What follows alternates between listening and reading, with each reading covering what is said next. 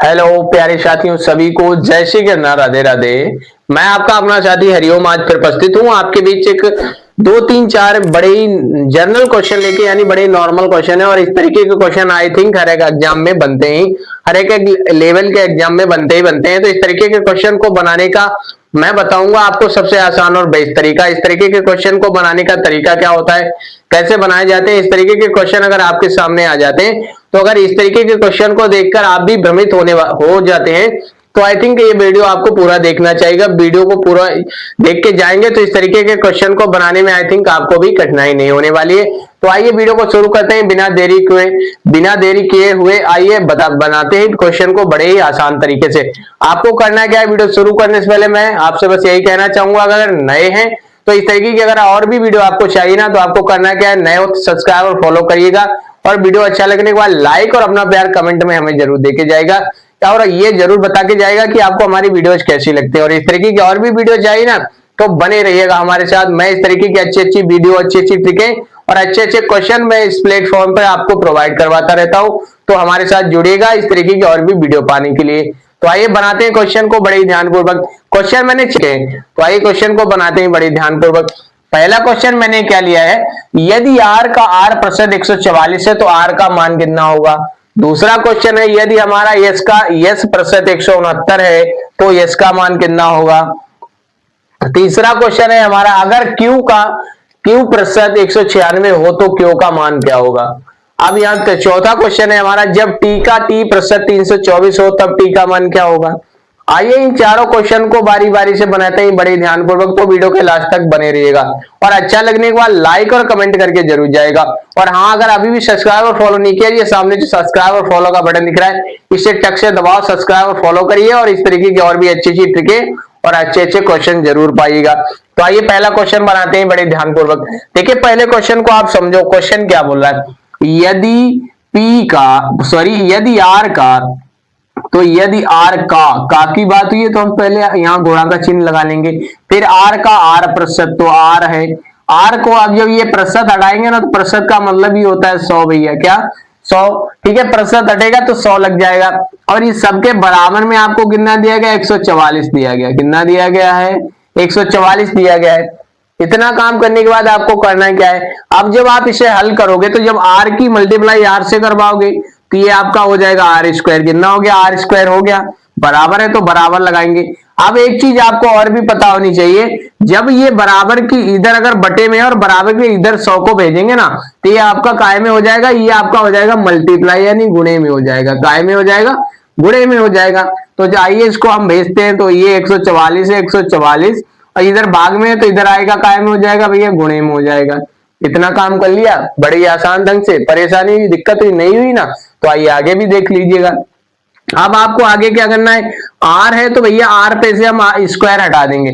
तो जब इधर से स्क्वायर हटेगा तो बराबर के इधर आपका रूट आ जाएगा। क्या आ जाएगा, रूट आ जाएगा। तो रूट 144, 144 तो 144 और गुणे में 100 है तो 100, इस तरीके से लिख लेंगे। आप लिख लिया ना। अब जब आप इसे हल करोगे तो आर बराबर जो आपका मान आ जाएगा वो कितना आ जाएगा, 12 का स्क्वायर रूट, सॉरी 12 का स्क्वायर रूट होता है, तो 12 लिख लिया। अब भैया गुणा है तो गुणा लगाएंगे।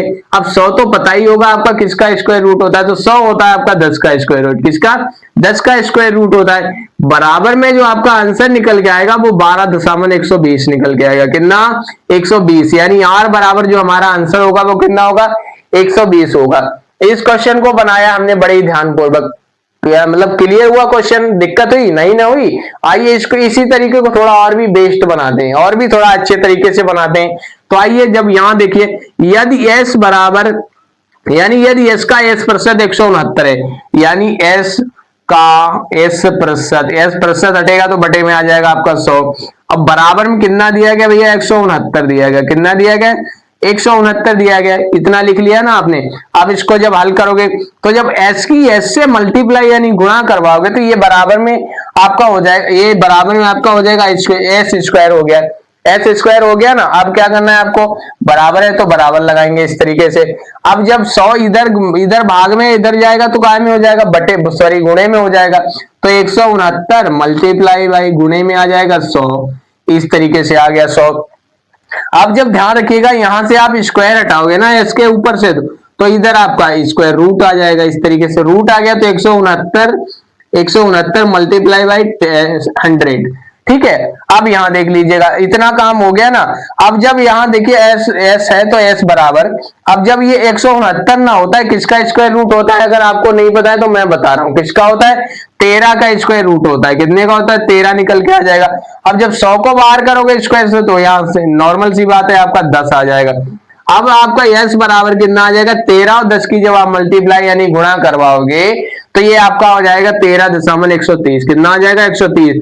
और एस बराबर जो आपका निकल के आएगा वो कितना आ जाएगा? 130। और यही हो जाएगा हमारे इस वाले क्वेश्चन का करेक्ट और राइट आंसर। अब तो आई थिंक आपको क्वेश्चन भी क्लियर हुए होंगे, समझ में भी आ रहा होगा और अच्छा भी लग रहा होगा।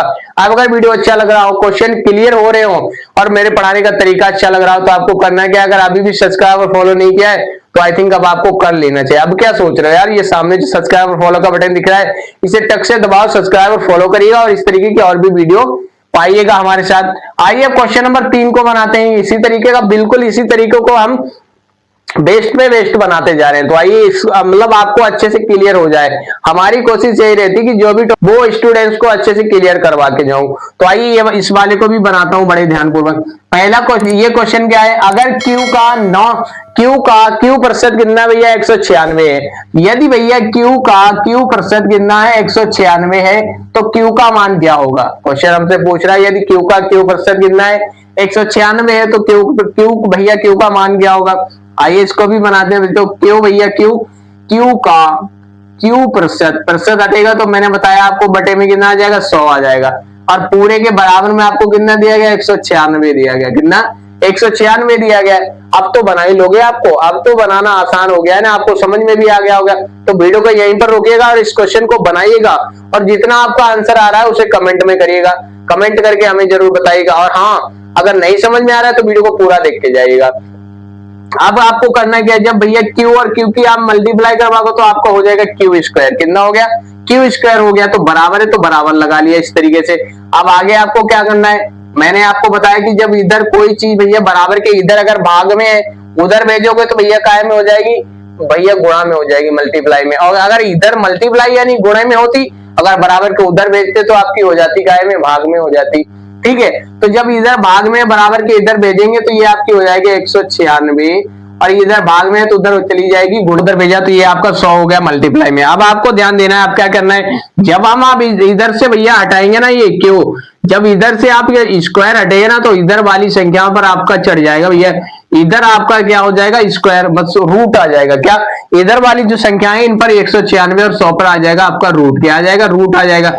तो ये जो संख्या है रूट के अंदर हो जाएंगी। अब आपको क्या करना है? जब आप भैया इसको हल करोगे, रूट को हल करोगे तो आपको पता होना चाहिए 196 जो है ना किस संख्या का स्क्वायर रूट होता है। तो आपको पता होना चाहिए किसका होता है। अगर नहीं पता है तो मैं बता रहा हूं किसका होता है? 14 का होता है, यानी 14 का होता है। किसका? 14 का होता है। तो जब 196 को आप रूट से बाहर करोगे तो कितना बाहर आ जाएगा? 14 आ जाएगा। और वहीं अगर आप 100 को रूट से बाहर करोगे तो ये आपका आ जाएगा 10। कितना आ जाएगा? 10 आ जाएगा। तो जब 14 और 10 की आप मल्टीप्लाई करवाओगे तो ये आपका क्यू बराबर आ जाएगा, क्यू बराबर आ जाएगा 140। कितना आ जाएगा? 140। और यही हो जाएगा हमारे इस वाले क्वेश्चन का करेक्ट और राइट आंसर। यानी क्यू का मान कितना हो जाएगा? 140 हो जाएगा। आई थिंक तीनों क्वेश्चन आपको अच्छे से क्लियर हुए होंगे। अगर इन तीनों से थोड़ा बहुत भी समझ में आया ना तो आई थिंक इस चौथे वाले क्वेश्चन का ये क्वेश्चन आपके लिए होमवर्क के लिए भैया, इसका आंसर आप हमें कहां देंगे? इसका आंसर आप हमें देंगे कमेंट में। कहां देंगे? कमेंट में कि भैया इसका आंसर क्या होगा। और आइए मतलब इस तरीके की और भी वीडियो पाने के लिए आपको करना है कि अगर नए हो तो सब्सक्राइब और फॉलो जरूर करिएगा। और हाँ, अगर ये वीडियो आपको अच्छा लगा हो तो आपको करना क्या है? अगर नए हो तो सब्सक्राइब और फॉलो करिएगा। वीडियो अच्छा लगा तो लाइक और एक प्यारा सा कमेंट जरूर करिएगा, क्योंकि आपका एक लाइक और कमेंट ना हमें अगली वीडियो के लिए बड़ा ही मोटिवेट करता है साथियों। तो लाइक कमेंट करके जरूर जाएगा। और हाँ, अगर हो सके तो इस वीडियो को एक बार अपने दोस्तों के साथ शेयर भी जरूर करिएगा। इस तरीके और भी वीडियो और टिके पाने के लिए आपको करना है क्या? बने रहेगा हमारे साथ। आइए मिलते हैं नई वीडियो के साथ, नई ट्रिक के साथ और नए अंदाज के साथ। तब तक के लिए नमस्कार।